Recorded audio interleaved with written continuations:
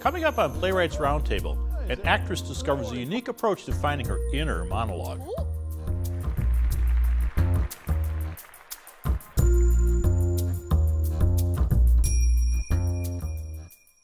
Welcome to Playwrights Round Table. I'm your host, Al Pergandy. PRT is Central Florida's only year-round producer of original stage works. In our unique page-to-stage environment, writers are nurtured through free monthly workshops. Many of the scripts are developed into one-act shorts and showcased at our PRT productions. Up next is Night for Conjugals, written by Sandra Lacey and directed by Jonathan Jimenez. Enjoy the show.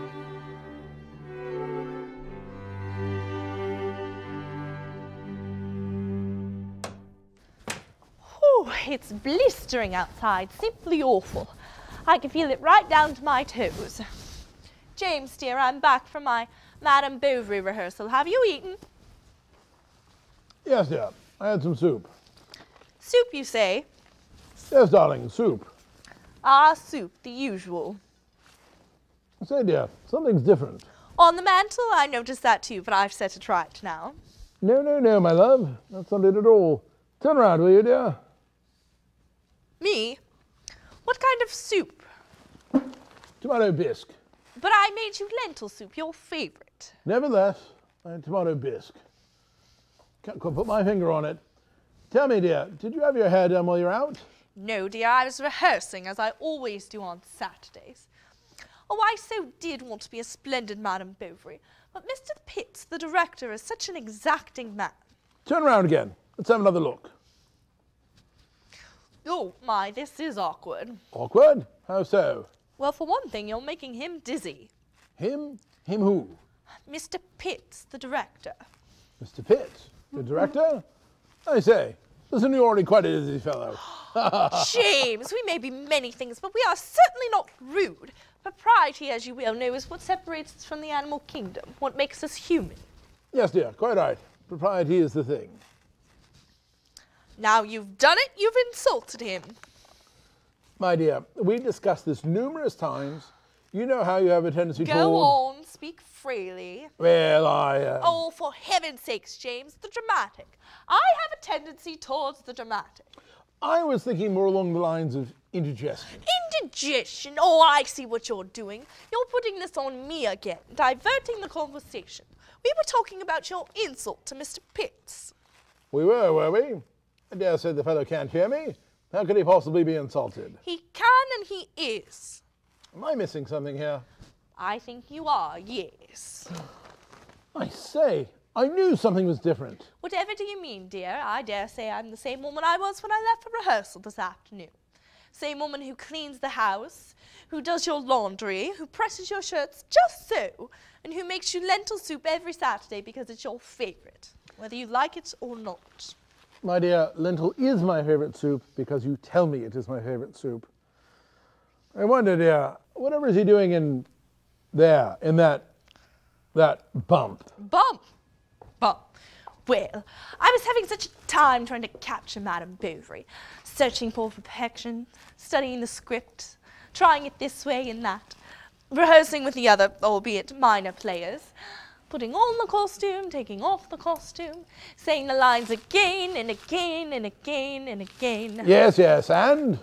Well, Mr. Pitts is such a thorough man, and I so wanted to get it right, you see. I wouldn't have troubled him, but he insisted. My dear, it is nearly 9:30. We've already spent 12 minutes on this conversation, 5 minutes longer than our usual Saturday night conversation. Would you mind terribly getting to the point?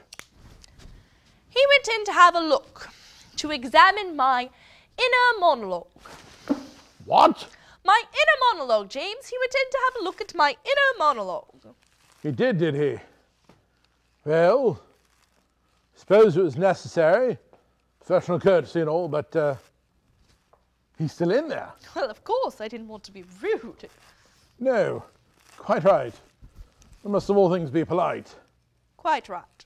Indeed. Tell me, dear, however does he manage to breathe in there? I don't know, actually. Well, I'm afraid I must insist he come out at once. James, but he only went in there an hour ago. Give him some time. Time? Time is fleeting.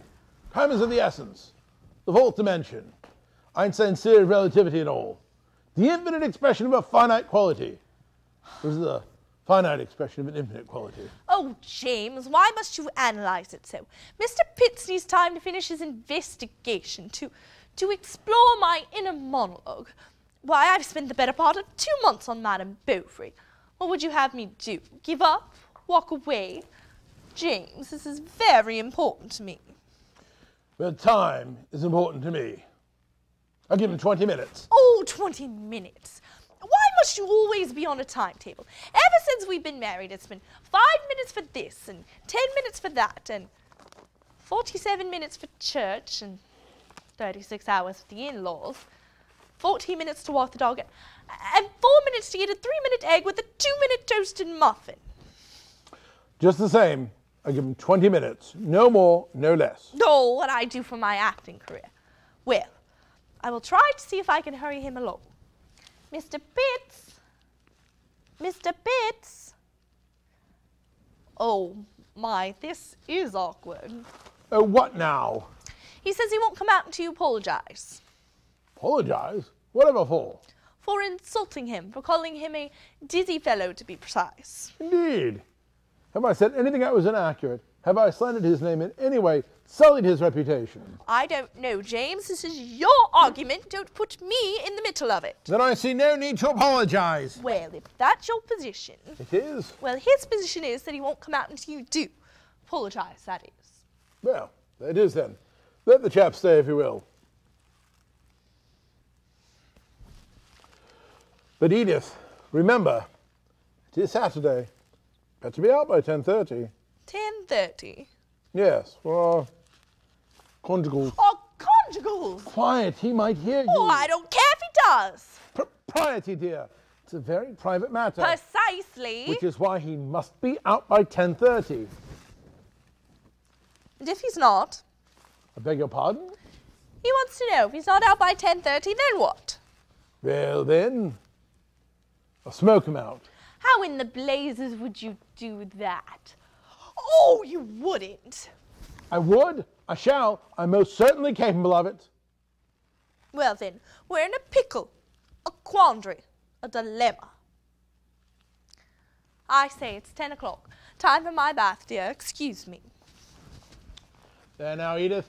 You'll feel much better after your bath, and we can discuss the matter in a more civilized manner. Oh, I know what you're thinking, that I'm not master of my own house, not king of my own castle.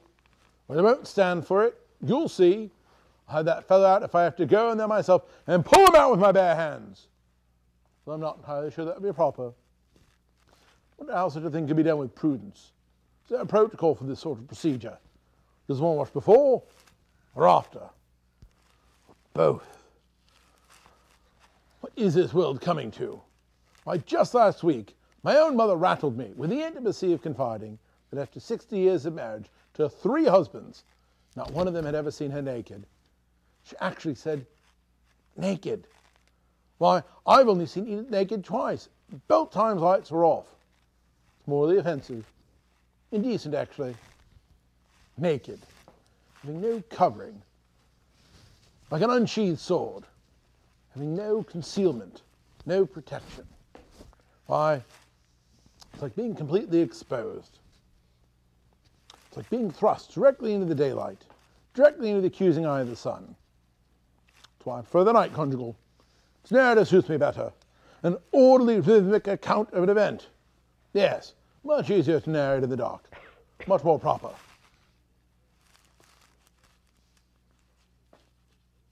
But there was this one night in a cottage we had let for the summer. It was quite warm and stuffy. So warm, in fact, that Edith had not only removed her clothing, but the sheet as well. Yes, I remember the moon shining through the window just so.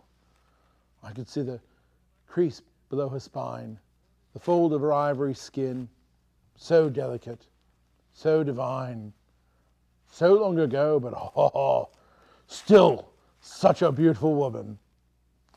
Oh, what the devil am I doing standing here talking to myself like a bumbling idiot? But I'm not really standing here talking to myself. Waiting for Edith to come out of the bath, all fresh as a daisy, clean as a whistle, soft and smelling of lavender soap. Good heavens! I think I've discovered my inner monologue. Won't Edith be proud? There she is, my beautiful bride. Tell me, dear, do you feel better? But oh, where's Mr. Pitts? He's gone. Are you happy now? Gone? Where did he go? Out the bathroom window. Apparently he can't swim. Well, there it is then. Good riddance. Crisis averted. Apparently you don't understand, James. I really, really, really wanted to play Madame Bovary, and I really, really, really wanted to be a good Madame Bovary. But you are playing Madame Bovary, are you not? Not any longer, my dear. Oh, why, that unprincipled, good-for-nothing charlatan. This is completely uncalled for.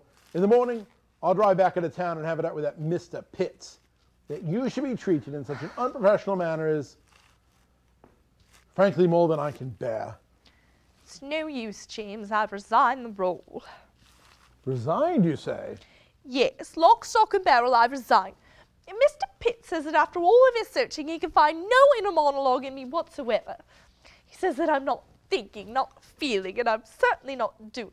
But, dear... You see, according to him, I'm a terrible actress. No. Thoroughly depleted of any repertory of raw emotions, utterly lacking in insight, instinct, and imagination. There, Edith. And that's not all. He had the unmitigated goal to suggest that I take acting lessons. No. Yes. Well, he may be the expert in his field, and I give credit where credit is due, but in this case, I'm going to think him not only to be a scoundrel, but severely mistaken as well. Think of all you've learned and how you've grown, not only as an actress, but as a person. You don't need to play Madame Bovary, or anyone else for that matter, to be a success. You're quite right. That's why I booted him out. You did? I did. You booted the bump. I did. I booted the bump. I had the time to think while I was floating in the tub, to weigh my options. I'm a grown woman. I don't need to prove myself to that man or any other man for that matter. If I want to write, I can write. If I want to act, I can act. I can do whatever I want so long as I'm civil with my countrymen. And if I could be civil with my countrymen, why not be civil with myself as well? Why not allow myself the opportunity to do what I love and not care what anyone thinks of it, one way or another? I am, after all, the same person, whether I'm playing Madame Bovary or Mary Poppins. And I'm a good person, a kind person, a polite person. I wouldn't have it any other way, and neither would you. No, of course not. We put these things on and off like clothes. Remember, what's essential, says Antoine de Saint-Exupéry, is what's hidden in the heart. There are very few persons like us left in the world, my dear, because we're the upper crust, and we're above all things polite. Oh, what a bunch of hooey. And furthermore, you misquoted the man. What is essential, he says, is invisible to the eyes. One only sees clearly with the heart. Are you coming, dear? It's nearly 10:45. Coming? Yes, of course, of course. For what it's worth, my darling, you make a splendid Madame Bovary. Quite right. Now hurry along, James. And tonight I decide whether the lights are on or off. Tonight it's lights on. Thanks for watching Playwrights Round Table. If you like the theater, enjoy writing, directing, or would like to star in a one-act play, check out what's happening at theprt.com or join us on Facebook. I'm Al Pergandy, and I'll see you at the theater.